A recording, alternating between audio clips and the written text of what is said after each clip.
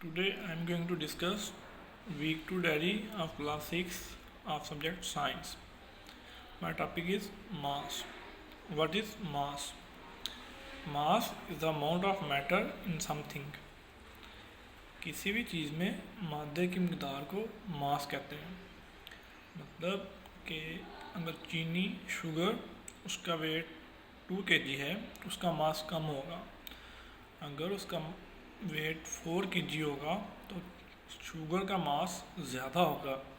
यानी जितना ज़्यादा मिकदार होती है, जितना ज़्यादा मास होता है, वेट उतना ज़्यादा होता है। यही चीज़ मास कहलाती है कि मिकदार ज़्यादा होगी, अमाउंट ऑफ मैटर, यानी मिकदार ज़्यादा होगी तो मास ज़्यादा होगा।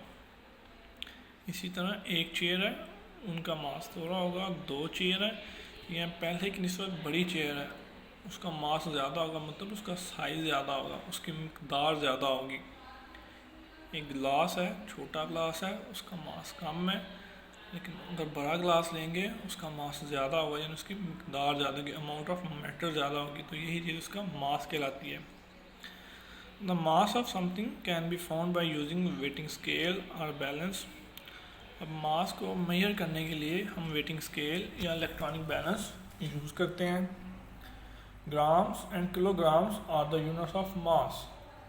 ग्राम और किलोग्राम बेसिक यूनिट ग्राम है, इससे किलोग्राम, फिर से 5 किलोग्राम, 10 किलोग्राम, इस तरह चेंज करते हम अपनी ज़रूरत के मुताबिक इसको ग्राम्स के मास के यूनिट्स बना देते हैं। इसमें टन भी होता है, इसमें 40 kg होता है। तो ये सारे ग्राम्स के मास मेजर करने के यूनिट्स हैं, ग्राम्स एंड किलोग्राम्स।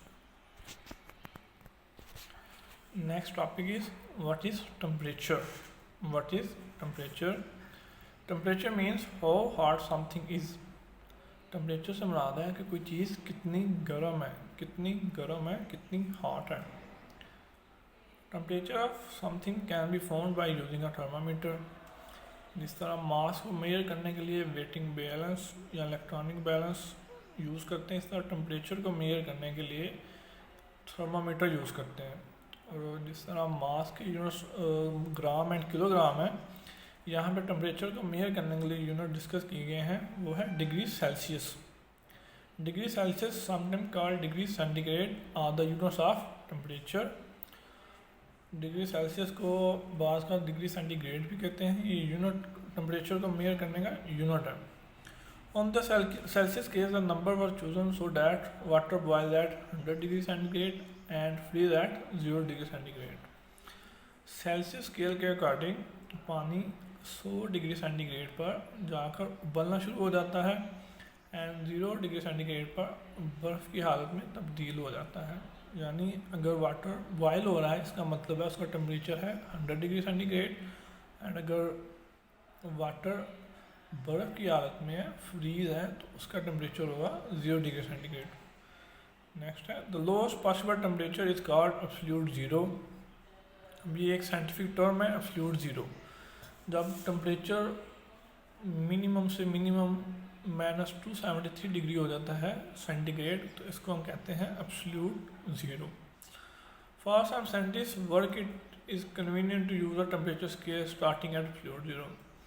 कुछ साइंसदानों के लिए कुछ एक्सपेरिमेंट्स में ये टेम्परेचर से स्टार्ट लेना फ़ायदेमंद होता है, इसलिए वो -273 डिग्री को एक स्टैंडर्ड या एक स्केल बनाकर मज़ीद कैलकुलेशन करते हैं। The scale is called a Kelvin scale and has degree which are same size as those of the Celsius scale. अब -270 डिग्री सेंटीग्रेड एक कैल्विन स्केल के इक्वल होती है।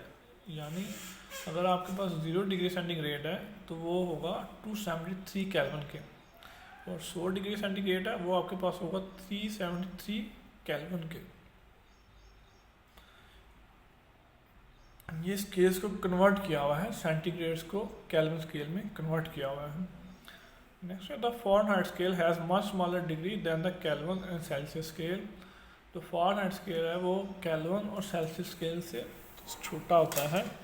On the scale water freezes at 32 degree Fahrenheit and boil at 212 Fahrenheit.